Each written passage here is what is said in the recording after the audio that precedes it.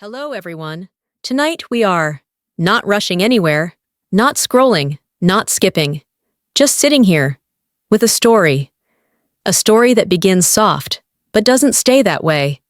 Because some betrayals don't explode, they whisper, they build. And when they break, they leave you with nothing but questions and a ring that suddenly feels too heavy for your finger. I know, because it happened to me. So before you get comfortable, take a moment to like the video and subscribe, but only if you really like what I do here. And I'd love to know, where are you watching from? What time is it right now where you are? Tell me in the comments. I read everyone. Now, turn off the lights. Maybe turn on the fan for some soft white noise in the background. And let's start our journey tonight. I used to believe that real love didn't need effort, that when it was right, it would just fit. Like two puzzle pieces. One heart folded into another, and when I met Liam, that's exactly how it felt. It wasn't some whirlwind or movie scene, no sparks flying under the Eiffel Tower, no dramatic music swelling in the background.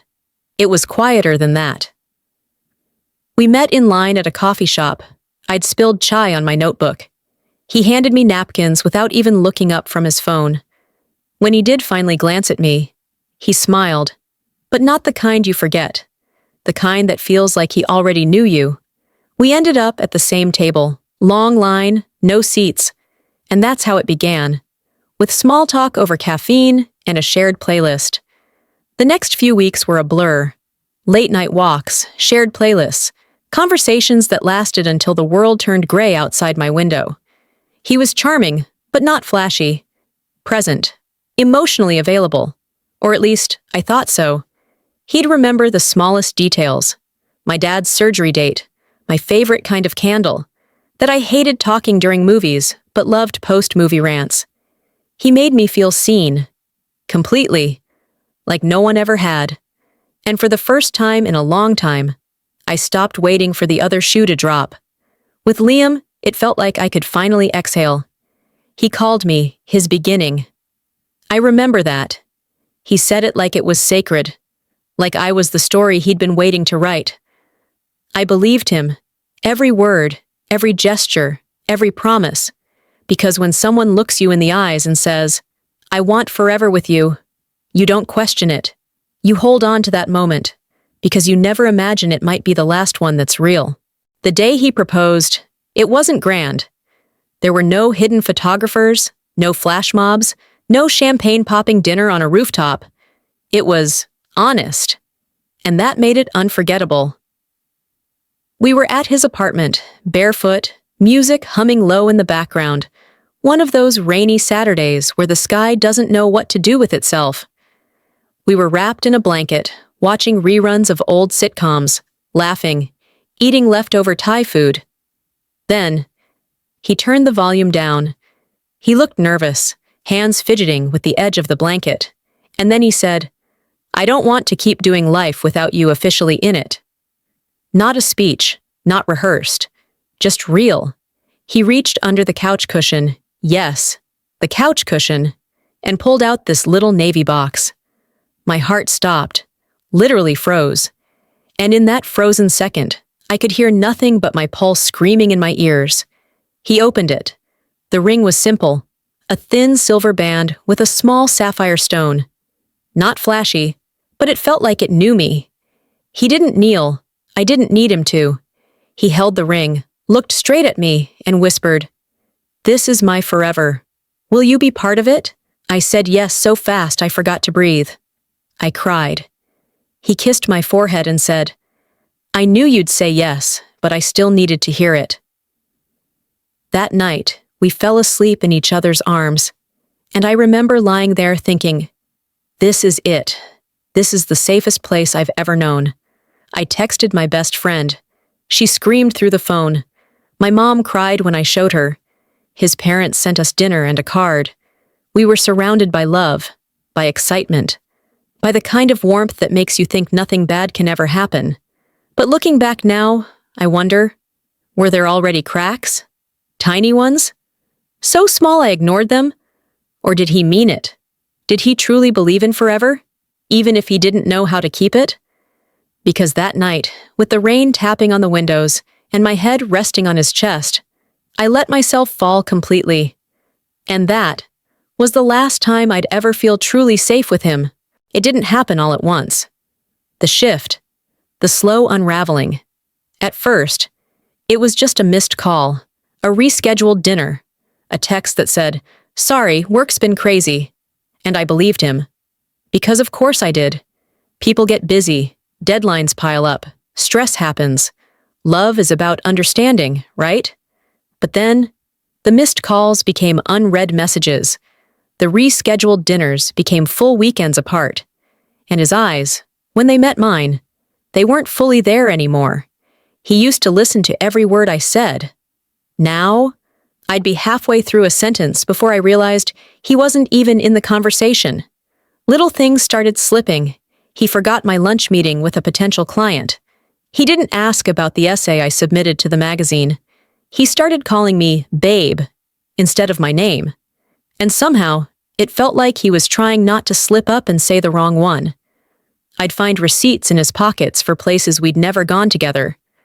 I'd ask where he'd been, and his answers sounded practiced. Too smooth, too polished. One night, he came home late, said he'd been at a networking event, but he smelled like perfume. Not mine, not anyone I knew. I didn't say anything. I just smiled, laughed at his joke, told myself, don't be that girl, don't be the paranoid one. But something inside me had started to curl in on itself, a kind of knowing, quiet, but constant. And it wasn't just me. My best friend, Lila, asked if we were okay. She said I looked tired, like I was trying too hard to hold up a house built on air. I brushed it off. Of course we were fine. We were planning a wedding. We were building a life, weren't we? But the truth is, something had shifted, and I was starting to realize that love, real, deep, lasting love, doesn't feel like you're always bracing for the other shoe to drop. It was no longer warmth. It was walking on glass barefoot, hoping he'd notice the blood before I bled out entirely. The phone rang at 2:12 a.m. At first, I thought it was Liam. Maybe he'd forgotten his key again. Maybe he was outside the door, waiting for me to open it. He'd done that before. Drunk on charm, not alcohol. But when I picked up, the voice on the other end wasn't his. It was a woman. Her voice was calm, even gentle, but there was something under it, a steel thread pulling tight. She said my name, like she already knew me, and then, "I think we need to talk, about Liam." I sat up in bed. My chest got tight, the kind of tight that makes your ribs feel like a cage. I asked, "Who is this?" She told me her name was Marissa, said she didn't want to cause trouble, said she just needed to know what kind of man she was really with. With not new, not dated, not was friends with. She told me she'd been seeing Liam for almost 7 months, that they'd spent holidays together, that he'd told her I was just an ex who wouldn't let go. I didn't speak. I couldn't. My mouth was open, but no words came out, not even air. She kept talking, describing places they'd been, dates, inside jokes, moments I hadn't lived, but should have if he'd been where he said he was. My hands started shaking. I asked her to prove it, and she did. Photos, screenshots, voice notes, all sent within minutes. There he was, my fiancé, my forever, wrapped around another woman like I didn't exist. In one picture, he was wearing the sweater I'd bought him for Christmas. In another, he was holding her hand at the exact restaurant he said he hated because the food was too salty. I felt like I was floating outside my body, like this couldn't possibly be happening, not to me, not after everything we'd built.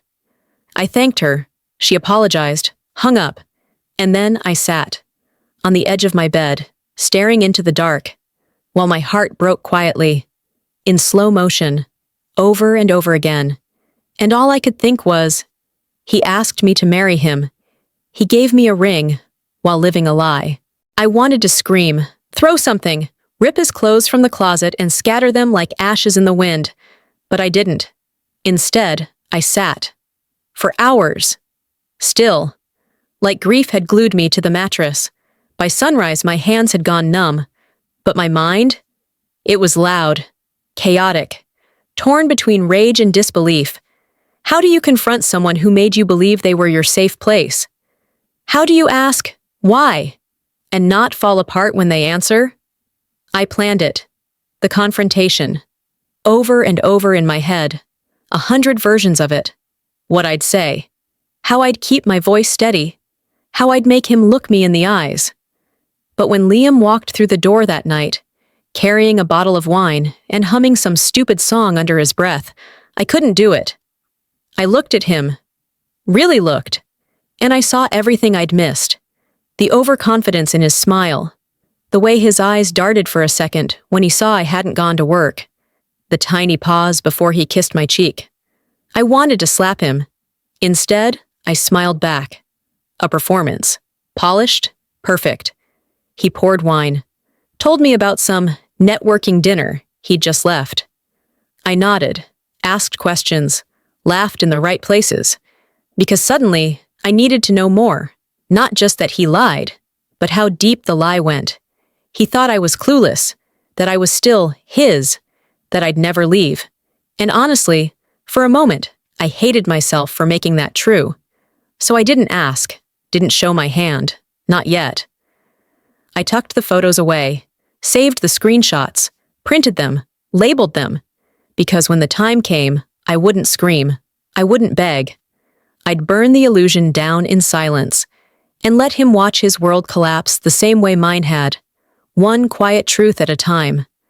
That night, when he kissed me goodnight, I kissed him back, and I whispered, "Forever, right?" He smiled and said, "Always."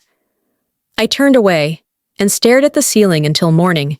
The next morning, he was gone. Just like that. No note, no message, no ring left behind. At first, I thought he'd just stepped out for coffee, or maybe an early meeting. But hours passed.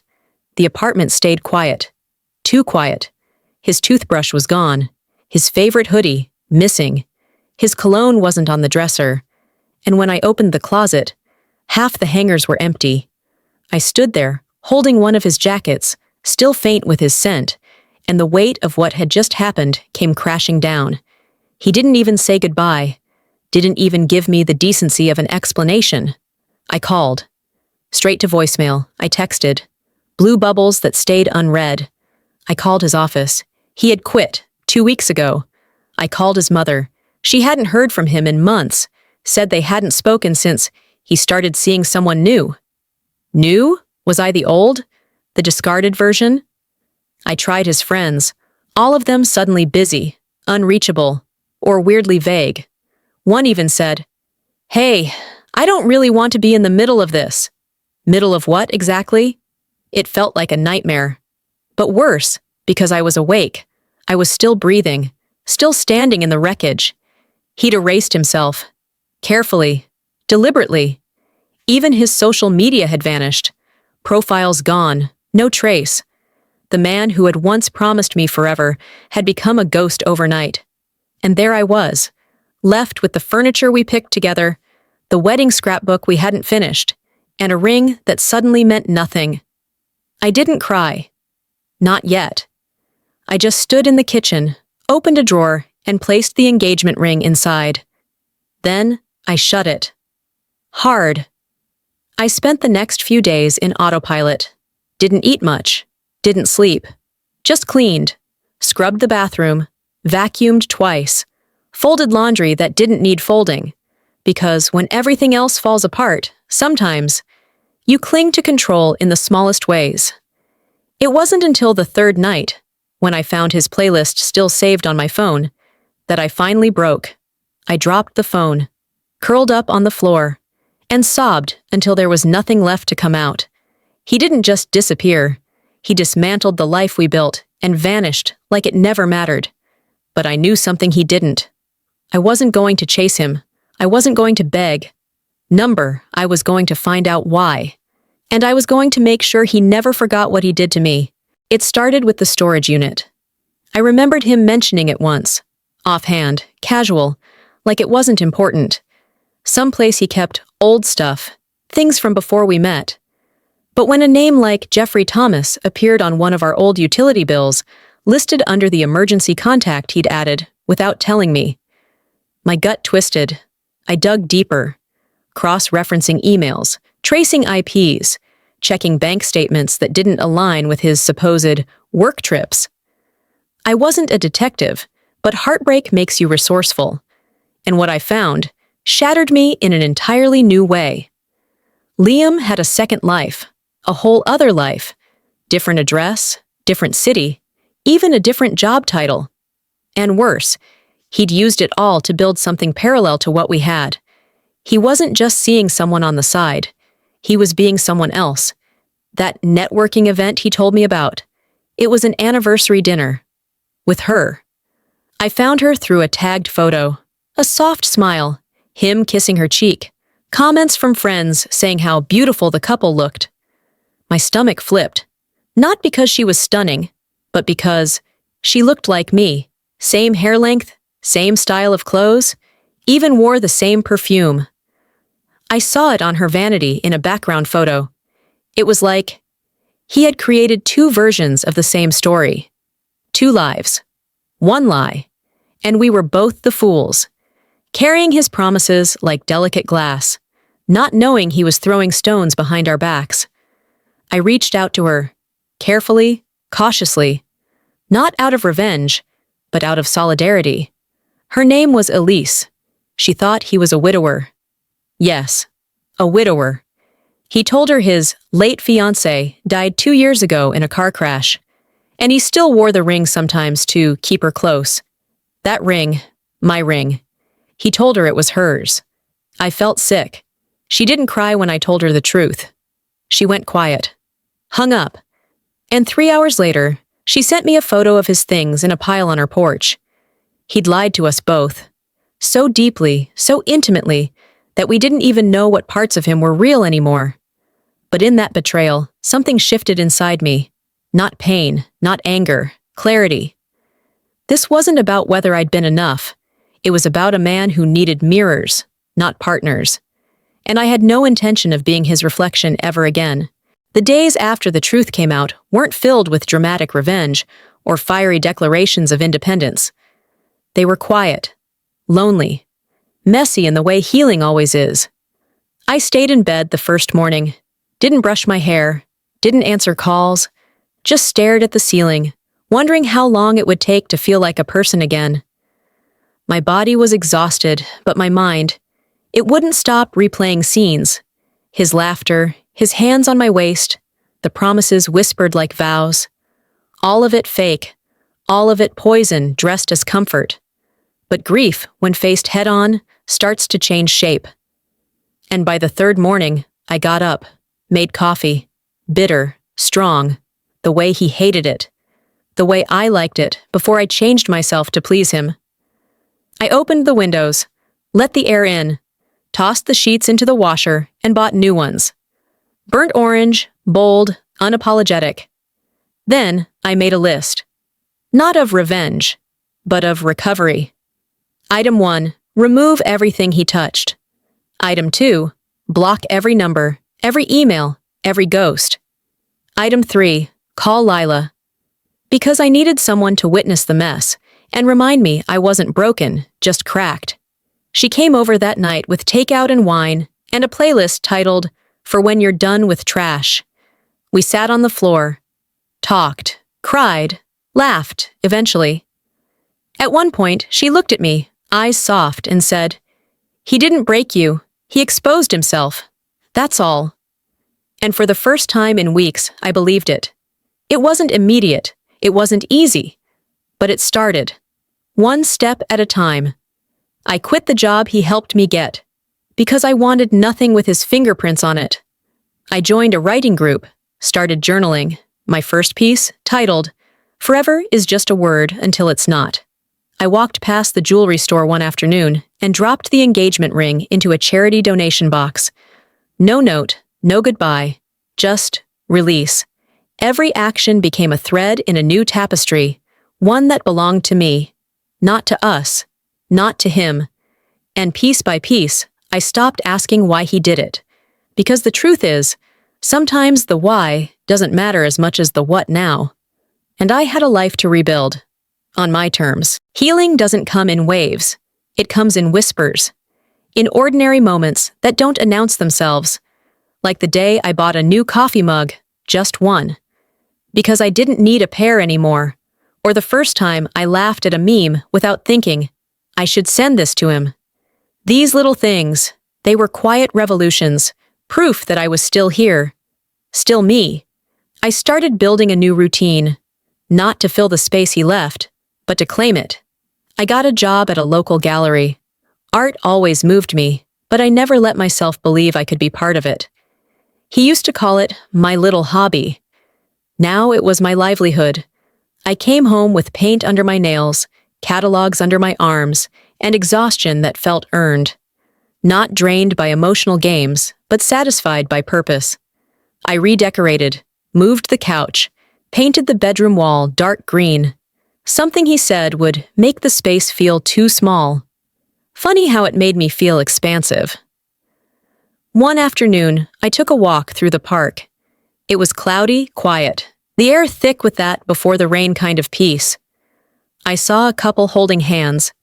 She leaned into his shoulder. He kissed her forehead.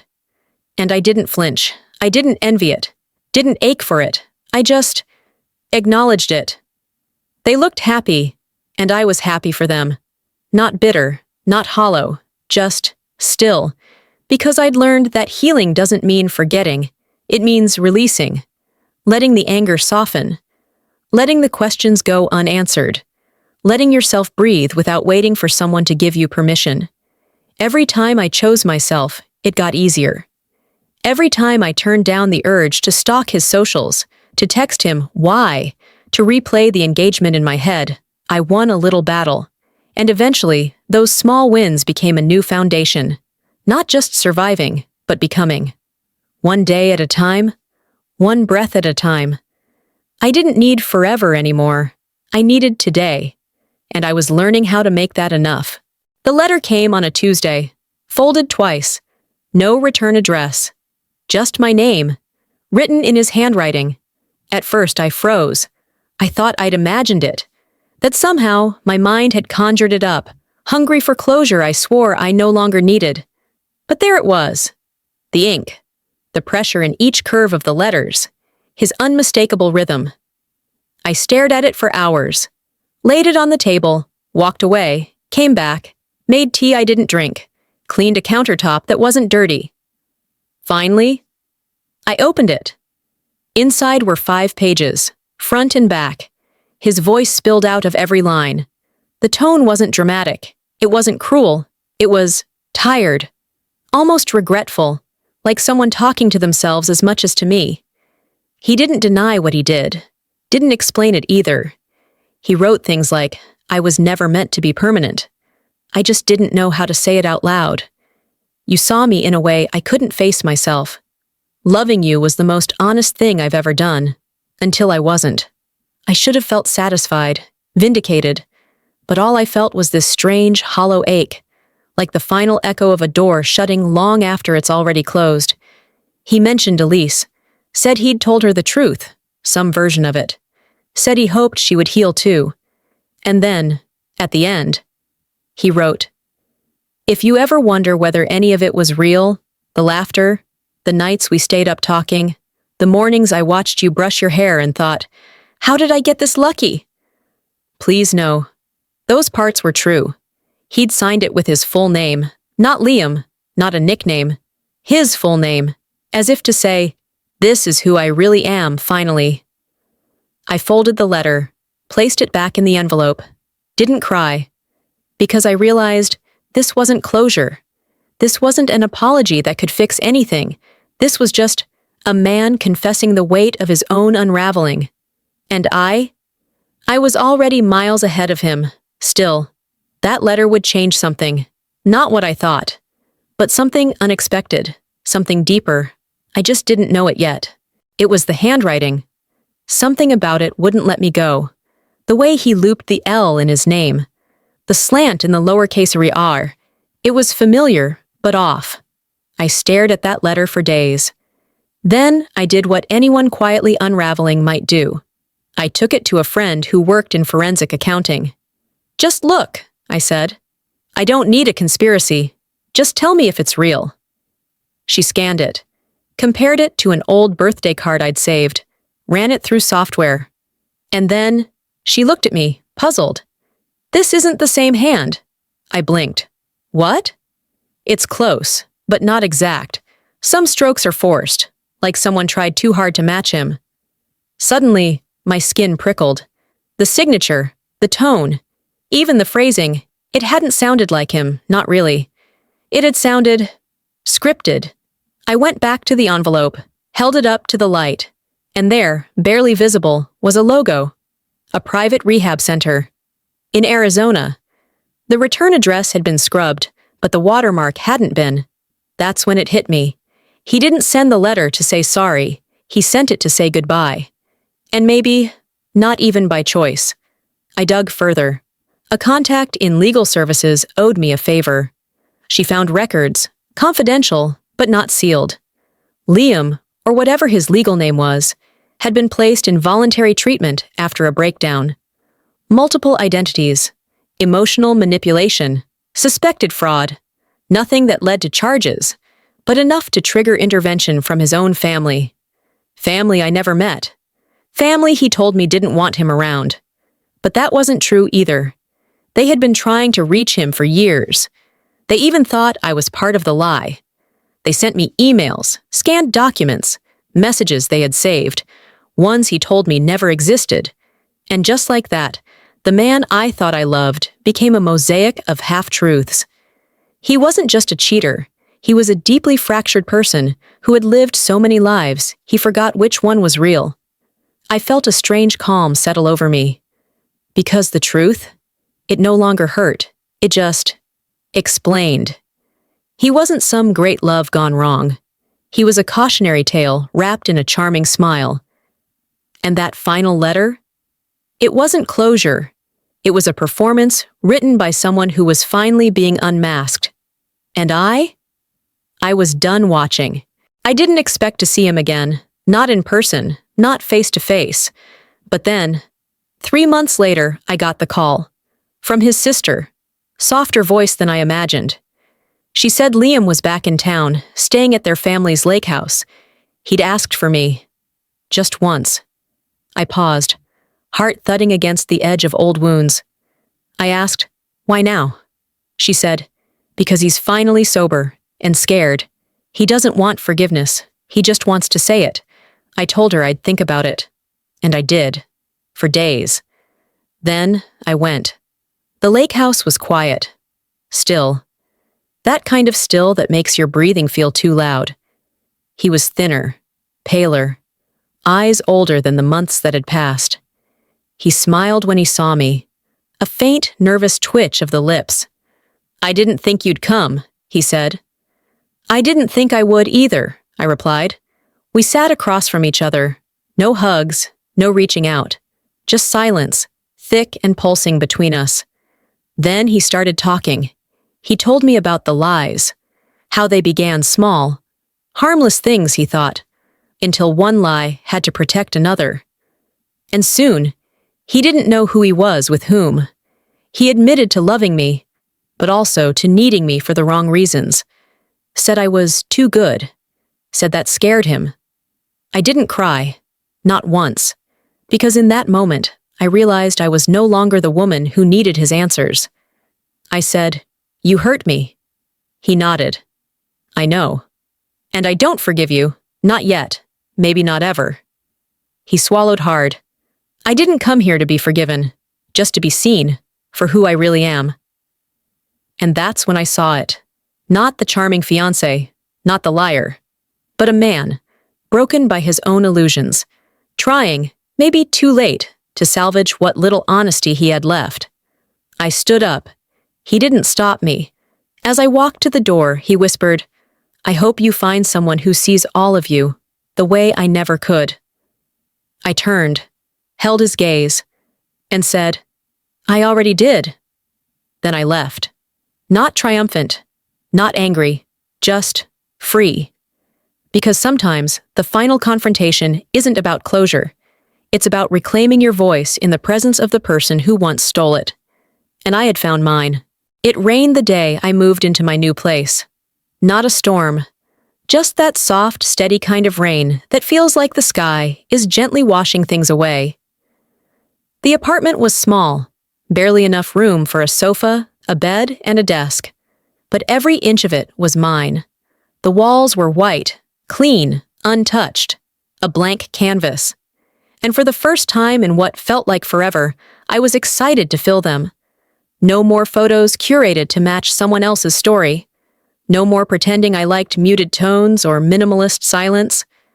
I bought loud curtains, painted the kitchen cabinets a deep sunflower yellow, hung fairy lights above my window just because I wanted to. And each morning, I brewed my coffee, strong, rich, bold, and sipped it without apology. Some days were still hard. Healing doesn't mean erasure. There were nights when his voice crept back in, whispers of forever echoing in the quiet. But now I had a response. Forever doesn't mean what you think it does. Because forever can mean holding on too long, but it can also mean finally letting go. I reconnected with people, friends I'd pulled away from while I was busy building a world around him. They welcomed me back, no questions asked, just arms open and hearts soft. I started sharing my story, not for pity, not for attention, but for release. One afternoon, I posted a short version online, anonymously, and the comments poured in. "You just told my story." This made me feel less alone. I needed this more than you know. I read each one with a lump in my throat and this quiet sense of power building in my chest. What he took from me wasn't gone. It was just waiting to return in a new form. Not love for him, but love for me. I stopped checking for closure, stopped wondering what he was doing, where he was, if he missed me. Because truthfully, I didn't care anymore. I was no longer someone's fiancé, no longer a woman left behind. I was the one who stayed, with herself, with her strength, with her story. And that was everything. The sky is quiet now. The kind of quiet that comes after a long storm, when everything is still damp, but somehow the air feels lighter. That's what my life feels like. Not perfect, not tied up with a bow, but mine. And maybe that's the most powerful ending of all, when the story doesn't end with revenge, or a dramatic twist, or someone new riding in to save you. It ends with you saving yourself. I once believed in forever, in rings and promises, and perfectly filtered love. And then, I watched it all collapse. I stood in the ashes of a life I thought we were building together, only to realize I was the only one laying bricks. He betrayed me, not just with another woman, not just with lies, but with the idea that I wasn't enough on my own. But I was. I am. And so are you. If you've ever been hurt, discarded, made to question your worth because someone else couldn't carry their own, let me remind you, their betrayal is not your brokenness. It's their reflection, not your identity. I healed not because I found answers, but because I stopped needing them. I didn't need him to explain, or apologize again, or fix what he shattered. I rebuilt from what was left, brick by brick, breath by breath, with fairy lights on the ceiling, sunflowers on the counter, and coffee that tastes exactly the way I like it. That is my forever. And now, as you sit with me here, at the end of this story, I just want to say thank you for listening, for feeling, for walking this road beside me, even just through a screen. If this story reached something inside you, if it gave you pause, or peace, or even just the permission to cry, then please, stay with me. There are more stories to tell, not all of them painful, but all of them real. So, if you haven't yet, subscribe. Like this video, leave me a comment, tell me where you listened and what part stayed with you, because stories only truly live when they're shared. Until next time, be kind to your heart, protect your peace. And remember, You don't need anyone's promise of forever to begin again.